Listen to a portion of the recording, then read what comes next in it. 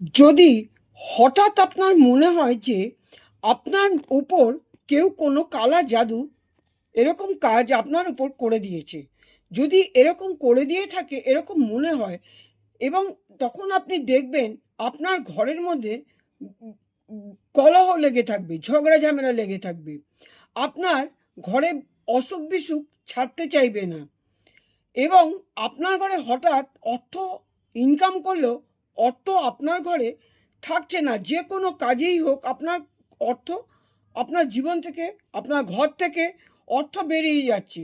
এই সমস্ত ঘটনাগুলো যখন ঘটবে তখন ভাববেন যে কেউ কোনো কালা জাদু আপনার উপর করেছে, ক্রিয়াকর্ম করেছে। তখন আপনি শনিবার বা অমাবস্যার দিন রাত্রিরে কী করবেন, একটা কালো কাপড় নেবেন, একটা কালো কাপড়ের মধ্যে 7টা লবঙ্গ নেবেন, একটা পাতি লেবু নেবেন, সবুজ রঙের একটা লেবু নেবেন, কালো অড়হর ডাল নেবেন, হলুদ সর্ষে নেবেন, নিয়ে একসঙ্গে ওটাকে পুটুলি বাঁধবেন। পুটুলি বেঁধে যদি মনে হয় আপনার উপর আছে, আপনি উল্টো দিক করে আপনি 7বার ঘোরাবেন। ঘরের অন্য লোকের মধ্যে আছে, তাদের উপরে উল্টো দিক করে 7বার আপনি ঘুরিয়ে নেবেন।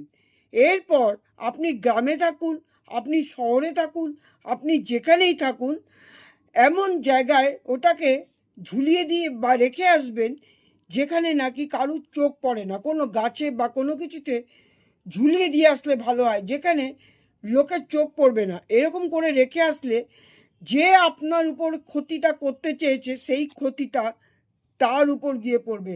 যে কালা জাদু আপনার উপর করেছে, সেই যেইটা নিয়ে করেছে, যেটা ক্ষতিটা আপনার হবে, সেই ক্ষতিটা তার উপর গিয়ে অবশ্যই পড়বে।